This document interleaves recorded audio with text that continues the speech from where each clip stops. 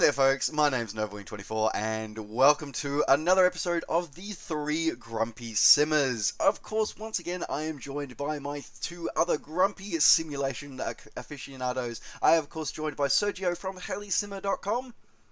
Hey, guys. And the most famous, infamous, purple hat-wearing DCS F-18 pilot, Bel Geode. Hey, what's up? Well, you know, we can't say 2 more weeks anymore, can we? We can't say 2 more weeks anymore. Not for the Hornet. I'm still holding out for that Tomcat, though. It's got to come at some point in time. But yeah, I'm loving the Hornet right now. The Hornet it's treating me well. I'm just gonna, spend a little extra time getting to learn it before I start putting videos up. We're gonna wait for a little. We get some practice time in before we get into the cat. Anyway. Oh yeah. Okay. I want to look good with it. Alright, so we are here with a little bit of a special Three Grumpy Simmers episode this week. We are here to actually recap because there's a bit of some excitement happening in the next sort of week, in the next couple of the next few weeks, for those viewers who live, or those who might be traveling to the land of the free, of course, the United States of America.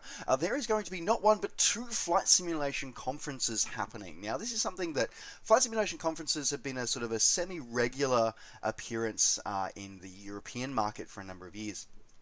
But in the US, they only made their appearance a few years ago. So it's great to see now that they've got more support from us as the wider community. And of course, now there is actually not one, but there is now 2 going to be 2 flight simulation conferences happening. So we have for the first time, we have the guys launching FSExpo, so FlightSimCon. That is being launched. That is happening next weekend over in Las Vegas. And then we have also the venerable FlightSimCon is returning once again. This time in a new venue. They've moved from the East Coast, moved over to the Southwest by having their first event in Dallas, Texas, coming in on the 23rd and 24th. Now, of course, we're going to be touching off this because it's always a great time. I personally always enjoy being able to talk about chances for the community to get together and actually meet face-to-face, even though Skype is often as close as many of us get to face-to-face. But it's great to be able to come together as an actual community. I always like being able to highlight these opportunities. And of course, one of our august company is going to be heading in to FlightSimExpo this year in 2018. And of course, Drew, that is you. You're heading off to Las Vegas.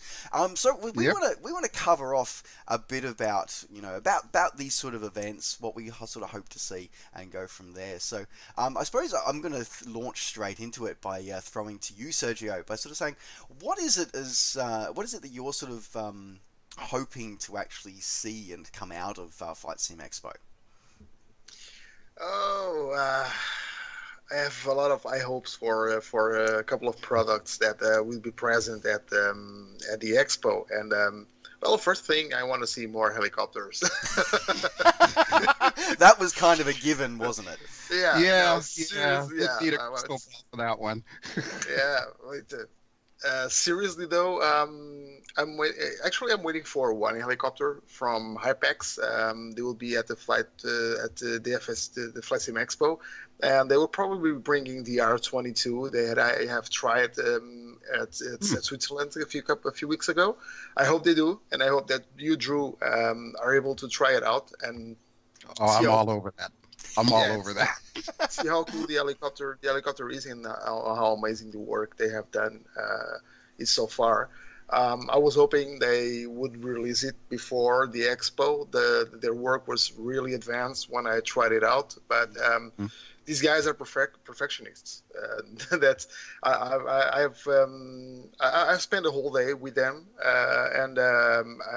so I spent a lot of time, a lot of hours talking to them, and getting to know them as persons and as developers.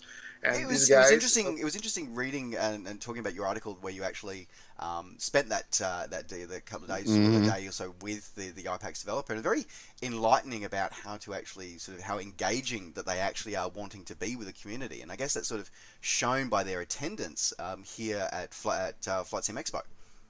Yeah, that's the thing, and that's IPEX is a very low-profile company. They are not very active they're not very active on the social media, and they're not very active with the community, except on their own forums. And even so, it's not like they give out a lot of information. And when I was talking to them in Switzerland, I was actually talking with two companies. I was talking with IPEX, and I was talking with VR Motion, the guys that did the 6 degrees of motion platform. And IPEX, they truly care about their product. They truly care about the simulator, and they know they're lacking on a lot of different areas. The simulator is very simple. We were just talking about it before we started recording. It has the no simulator, of course, being Airfly FS2, FS2, I don't think we clarified that for the audience. I'm sorry. It's just that. So yeah, Airfly is very simple. It's a very simple simulator, and it's very beautiful. The VR experience is top notch. Just like Drew told me some months ago, before I got to try VR and get my VR system. So the sim is very simple, and it's lacking a lot. But they are committed to making it a full-fledged simulator. The thing is, they are a very small team, so they have to have different priorities on the development, and also I think most of the money they get comes from the mobile market. So they have to focus quite a bit on that market instead of the full-fledged simulator.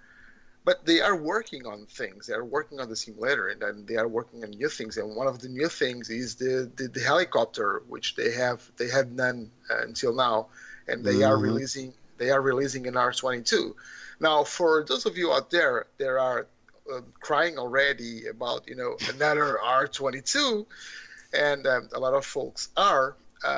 Let me tell you that everybody has to start somewhere, and yes, probably a Cavalry G2 would be cooler because it's still a piston aircraft, piston helicopter.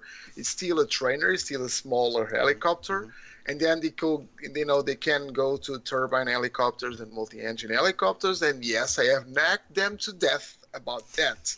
And yes, you have. So a 412, I'm guessing, is going to be the next project we're going to see in Airfly. Not a 412, but yeah, I would say it's probably going to be one of the next projects. I actually ended out. I literally did this, guys. I handed them out a list of helicopters I thought they should be doing for the. Well, the thing is, it's not. I'm just going about... to avoid. Drew, please tell me when you see you be like, you're friends with that one dude. You tell him. No. Please tell me when you see them at FlightSimExpo, you are going to hand them the same list. Please tell me you're going to do that. Just do it. Just mention my name. Just mention my name and see their eyes go. Because they were on this expo a few weeks ago in Germany, a FlightSimExpo, and I know of at least 4 guys that were to the expo and mentioned me to them. So yeah, so yeah, they kind of remember me. No, but the thing was, and I did not hand them the list out of the blue. They actually asked me to help them decide what could be the next helicopters, because they are interested. They are listening. That's the thing. They are listening to the community, and they invited me to go and check the helicopter. It wasn't something that came from me. So they actually reached out to me and invited me to go check the helicopter and talk to them. And we talked about the development cycle and what was it that we're doing. A lot of the stuff, of course, I cannot talk about. But they are very committed to develop the product and to develop new aircraft and to make it a full-fledged simulator. So yes, I am excited to see if they are how much work they did after I've seen the R22. Which, by the way, in my opinion, if they release it as it was when I tried it, for me it was a finished product inside Aerofly FS. Yeah, it was. For me, it was that good. But the thing is, and again,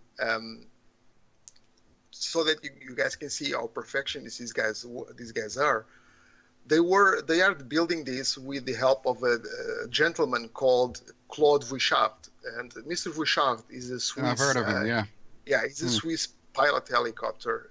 He worked for the Swiss president, and he's a legend in the helicopter in the helicopter world. Not the helicopter flight simulation, but the helicopter world.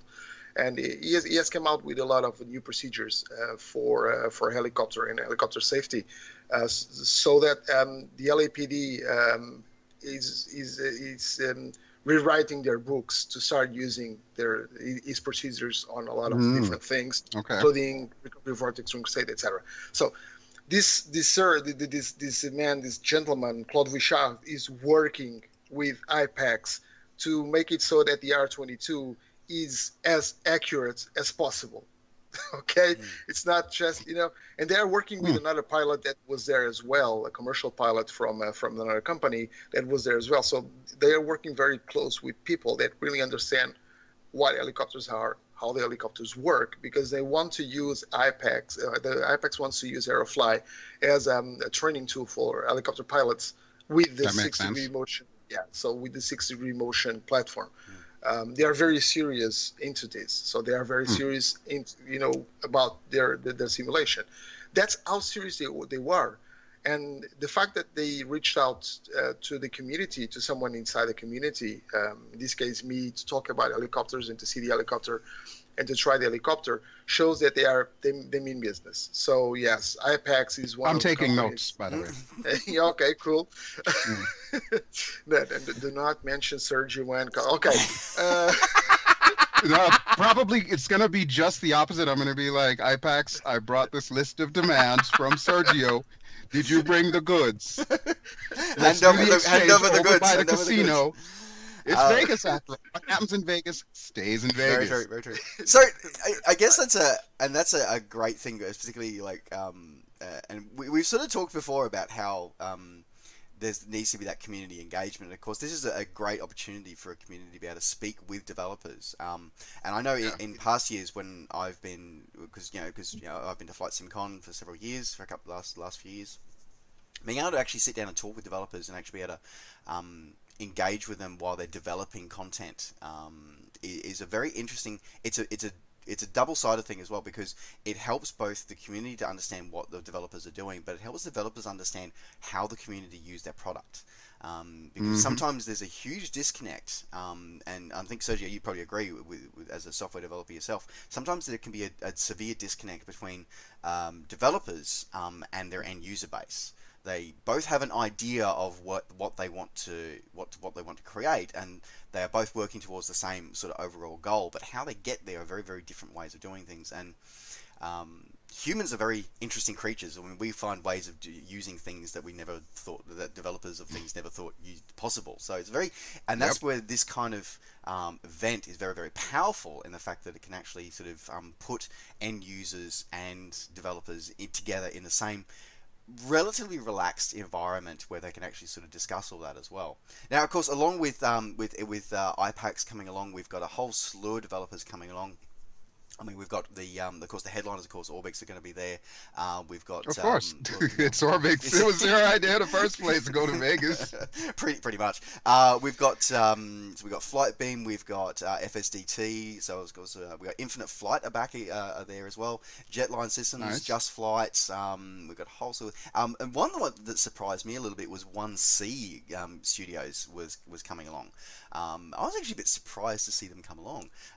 But yeah, very interesting to for them to come along, because they've sort of more been in the sort of arcade market before, but they've definitely been making inroads towards coming into the more simulator world over the last couple of years with their sort of their efforts with oh good lord, War Thunder.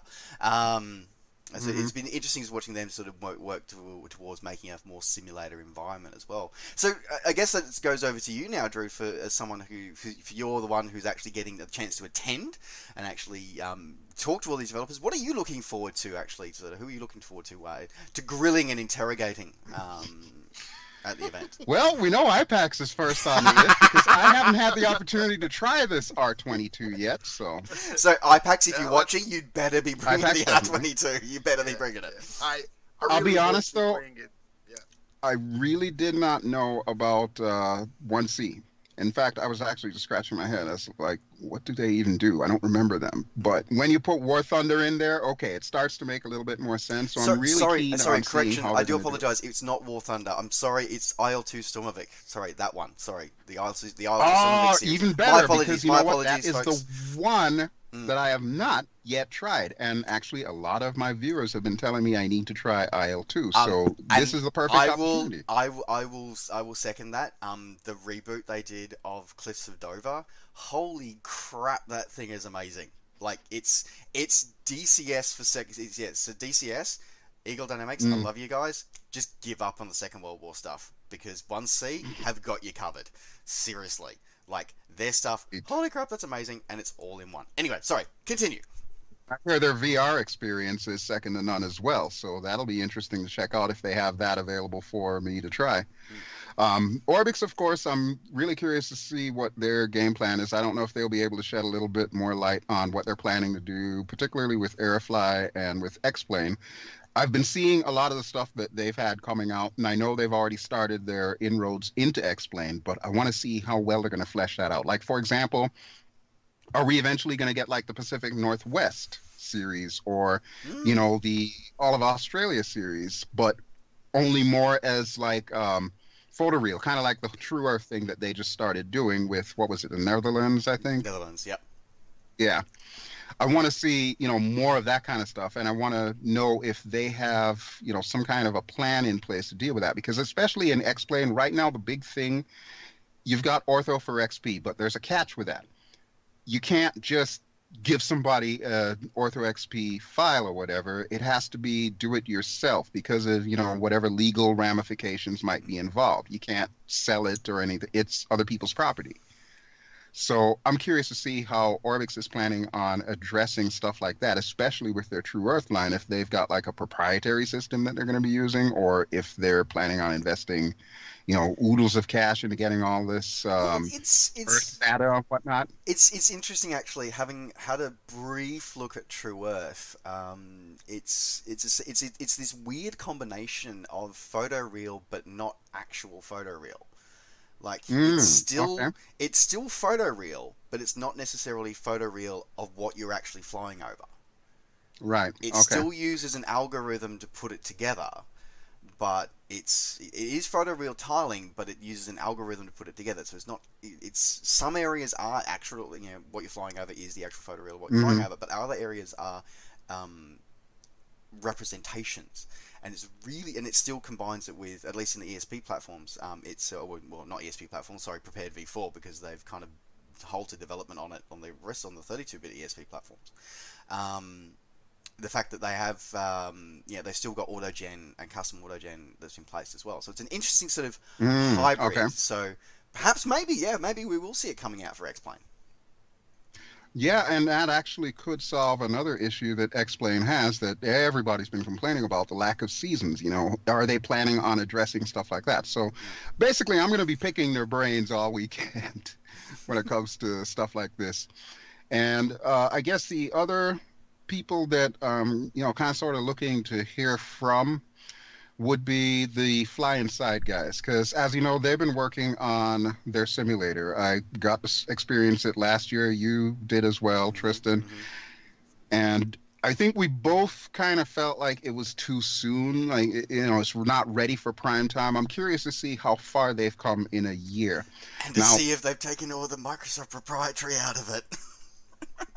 Yeah, that's another thing that we had a question mark on. So I'm probably going to be talking to them at length about that as well. And hopefully, we'll be able to see what they have to offer.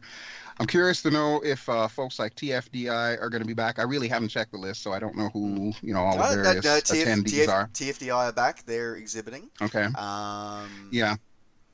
It's actually a great one that's actually I'm looking forward to hearing from is some of the speakers as well. I hope you get time to go see some of the speakers, because some of the speakers are quite interesting as well. But no, you've got, as I said, TFDI are back. Flight we talked about before. Go Flight Technologies, of course, they're back again as well. Okay.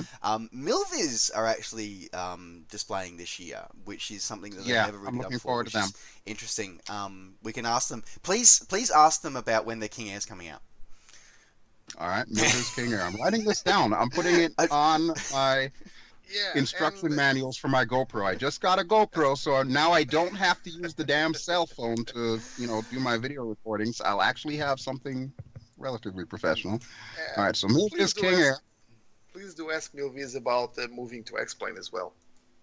Yes, that's also a critical thing. Yeah. And actually, since we're on the subject, one of the things that I just want to throw out there for the viewing audience themselves, you've got the perfect platform right here to ask what you're looking for. I'm going to be going, and obviously, since this is Tristan's channel, he checks his comments and so on and so forth. If there's any particular things you would like to know from any of the developers that are going to be showing up, write it in the comments. Yep. Write it in the comments. Tristan will get it to me, and at some point in time over the weekend, I'm going to be going with Flight Sim Guy again. So between the two of us, we'll be able to address all the questions and interviews and so on and so forth. What I might actually do as well, I just had a thought of this. What I'll actually do, folks, is I'm going to put a so please, put them in the comments. Or what I'm going to do is I'm going to put a link in the description down below, which will take you to a web form.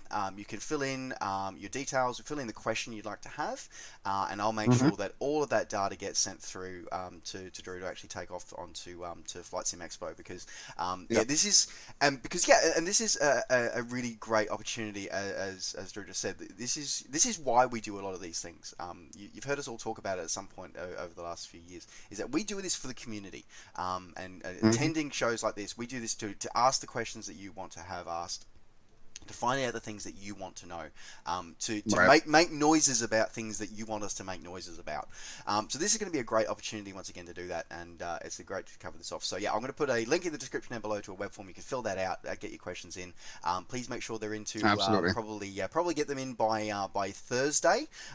So to Thursday. Yep, we'll need that. So Thursday is the 7th. That is when my flight gets into Vegas. So I'll actually be there early.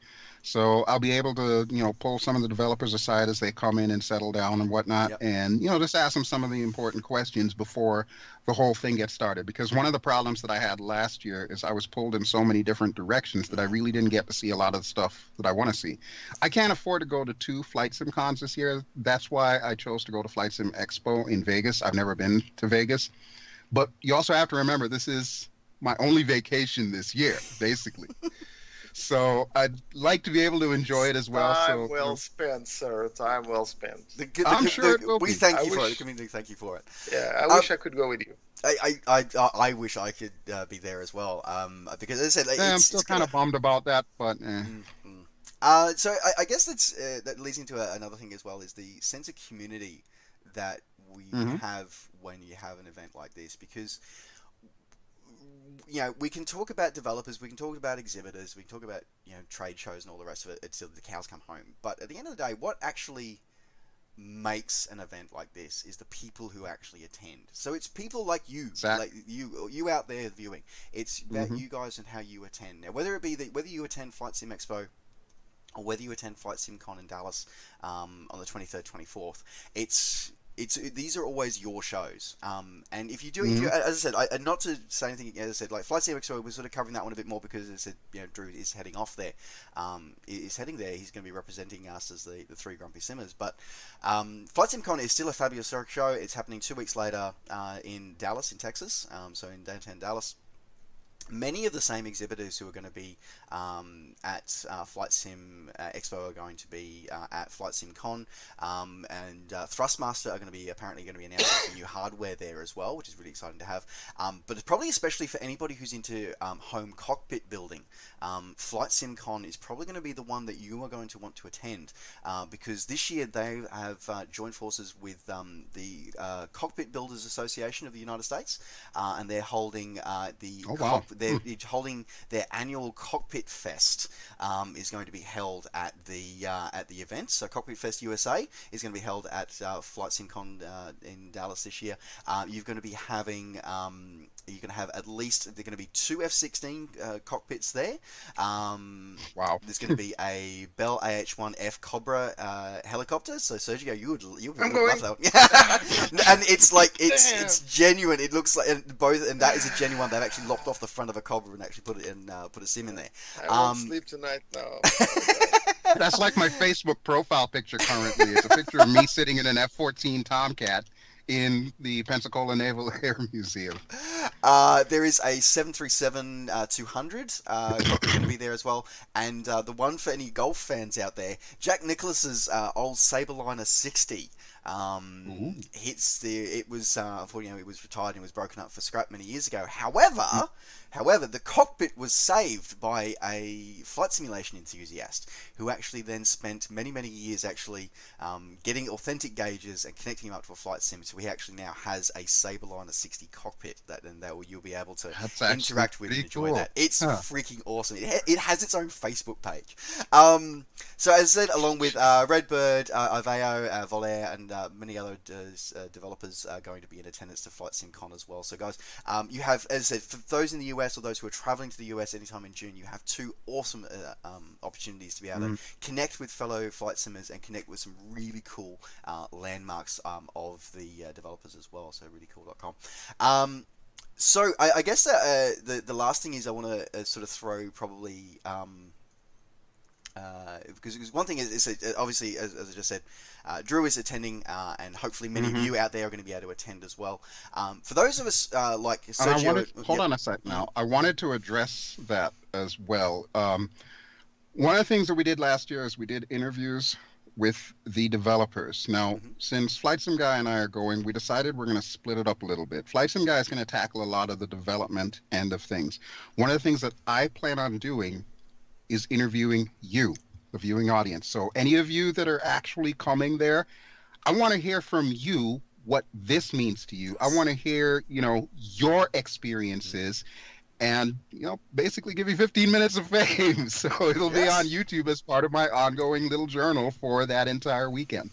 So keep that in mind. If you see the purple hat, don't be too surprised if you end up in front of this. Let me just say one continue. Thing before you Tristan. I forgot to mention on my very long preamble text itself. There's one thing that I am really hoping to see on both cons, both events. I do hope. I'm in a research. I'm sorry, I can't speak. It's 1:30 a.m. here. I really hope Laminar Research will show up with Vulkan, with the new API for X-Plane. Good point.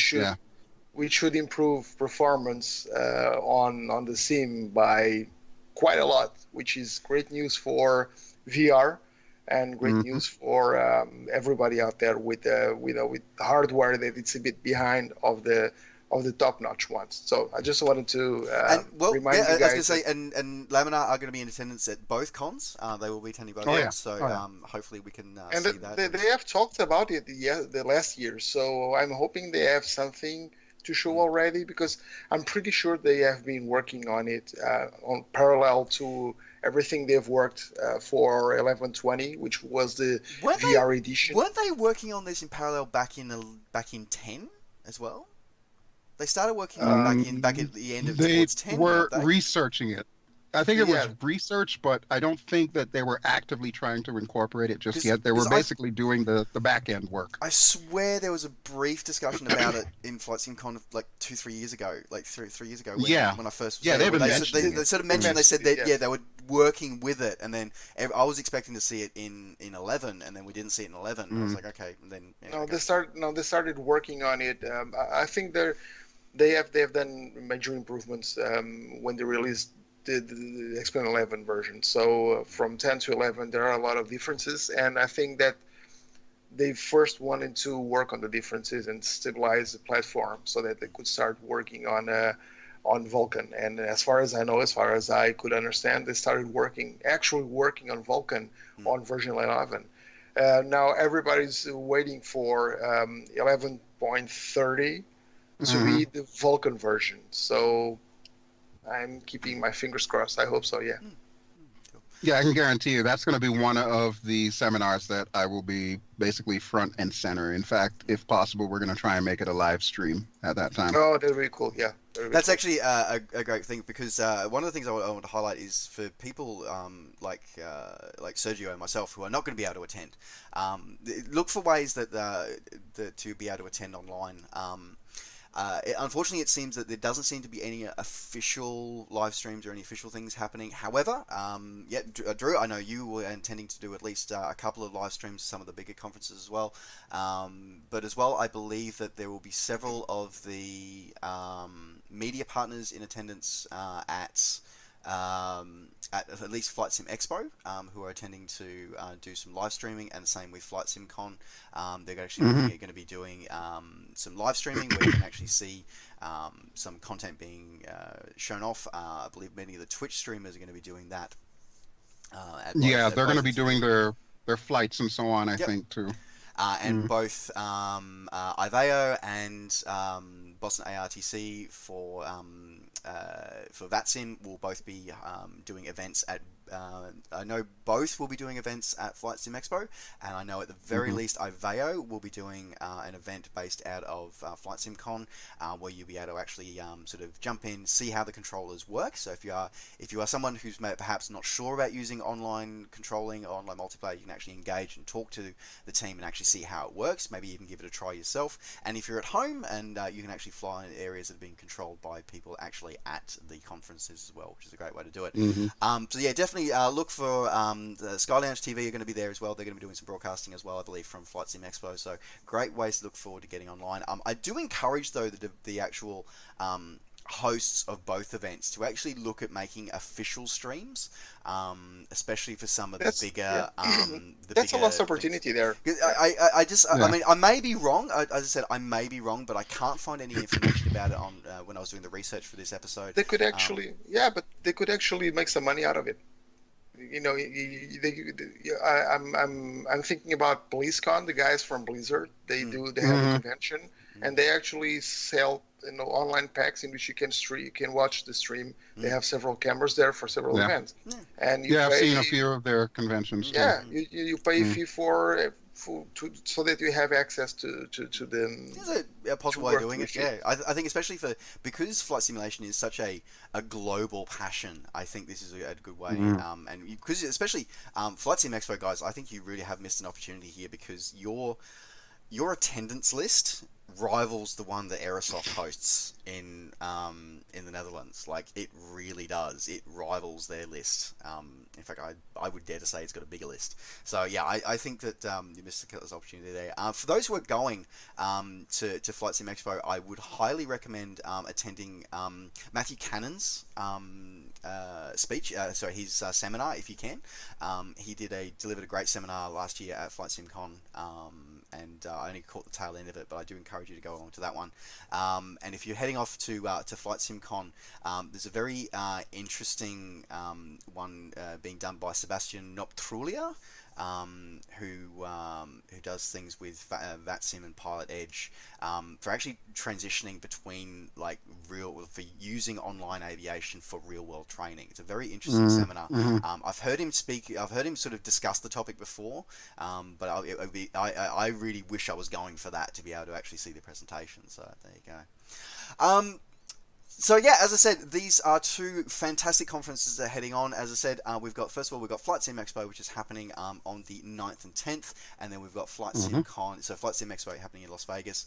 Flight Sim Con is happening in Dallas, in Texas, on the 23rd and 24th. So if you are in any of those areas, any of those dates, I would highly recommend that you head on over. Otherwise, do feel free to have a check out of Flight Sim Guy or Drew Bel Geode's channels to keep an eye, and other Flight Sim YouTubers that'll be around for the content coming through. So there you go. I'm excited. I'm hoping to see some great stuff come out of those.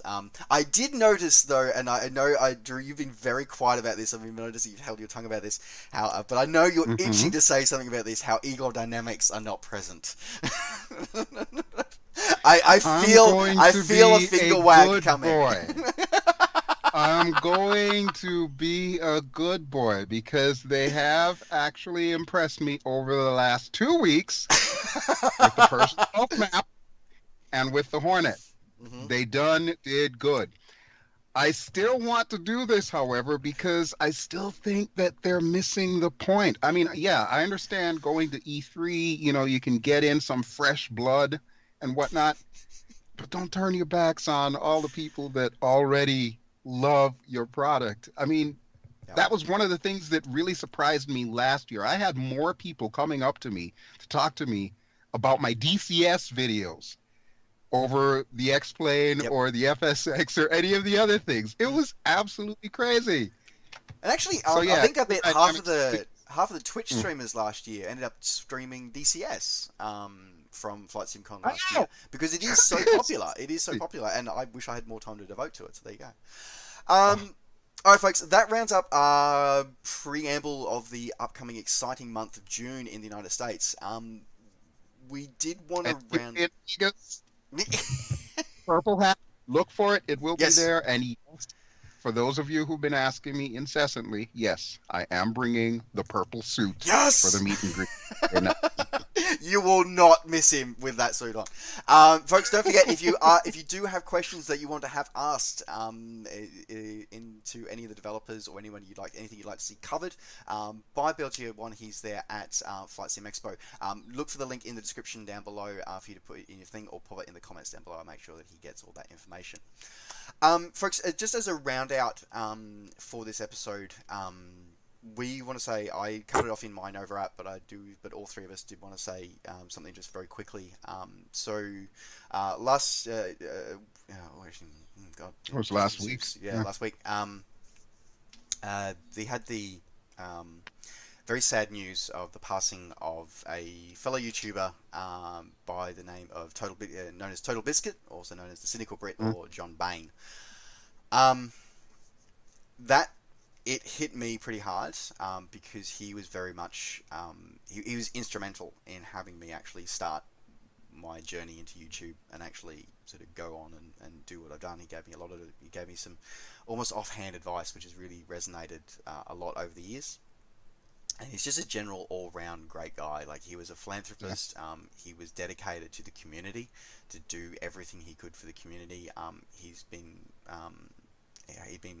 diagnosed with cancer several years ago, and even with the depths and darkest hours of his treatment, he still found time to actually support the community. Still never lost it. Yeah, and he never lost it. He never kept lost going. it. He kept going, and he kept giving to the community and giving to us as gamers. So he didn't do a whole lot in the flight simulation space. I don't think he ever did at all. But the gaming and his impact on YouTube and YouTube gaming as a whole cannot be underestimated.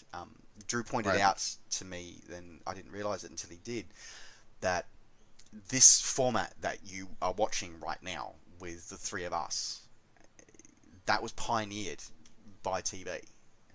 TB actually pioneered this format, and the idea of a weekly news video, and that was something that came from him as well. So I definitely wanted to say my words of just memorial and just simply acknowledgement of how such an amazing human being that he was, a very kind human being, and just a great all-round dude. He really was, and the impact he had on myself and my abilities and my the fact that I'm here as a creative.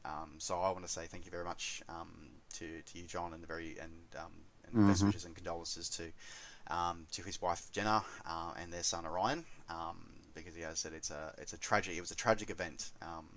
Right. So just having lost family members to cancer as well, I can definitely feel Jenna's pain right now. But she just needs to know that her husband did everything and amazing things for the greater gaming community at large, for the YouTubers at large. Even people that are not into gaming still cite Total Biscuit as a mentor. He was the kind of person he would just talk to you. Yep. And like yourself, Tristan, I have to give him a huge round of thanks, because talking to him on Twitter, was part of what really convinced me that I should give YouTube a shot. Otherwise, really, the Bel Geode channel wouldn't exist. Yep. So I owe him that much as well. So huge thank you. Rest in peace, fellow hat wearer. And all my best to Jenna and his son. Yeah. Well, guys, you have said it all. I kind of suck at these things. I'm sorry, but there's not a lot more that I can say. I was introduced to Total Biscuit by a huge friend of mine, kind of like a brother from another mother. And right from the start, I was hooked at the way that John did his thing on YouTube, and his videos became like a daily doses of something that I needed. He has done a lot for the community, for the gaming community. He has done a lot for the YouTube community. He has paved some weird roads that people thought were unreachable, and he just dove in and opened a lot of different ways for us to see gaming and to see this community. So all I really can say is thank you, John. And I hope his family, the guy, I'm not going to say he was a legend. He is a legend. John is a legend, and he's going to continue living in our hearts for years to come. My condolences to his family, and I hope everything goes out the best way possible. I know it will, because John was a strong guy, and I'm sure that a strong guy like him had a very strong family, very strong woman, which is Jana by his side. So Jana, to you and your family, my condolences. John, to you, thank you for everything you've done. And absolutely, it's very sad when these things happen, but that's life, I guess. All right, so on that rather sad note, we do thank you very much for tuning in for another episode of the Three Grumpy Simmers. So as I said, if you are attending the conferences, good luck, enjoy. Don't forget to share your experiences on social media, tag us in it, and let us know. Yeah, whatever. So thank you very much, folks. So my name's been Nova24. Thank you very much to Sérgio from helisimmer.com. Bye, guys. See ya. And thank you very much to Drew Bel Geode. Ciao, folks. And I will see you next week in Vegas. And folks, as I said, my name's been Nova24. Thank you very much for joining. Don't forget to like the helisimmer.com website and the helisimmer.com YouTube channel. Don't forget to like and subscribe to BelGeode's channel as well, and maybe even possibly throw my channel a like and subscribe as well. Thank you very much, folks. Take care. Safe skies to all, and we'll see you next time. Bye for now.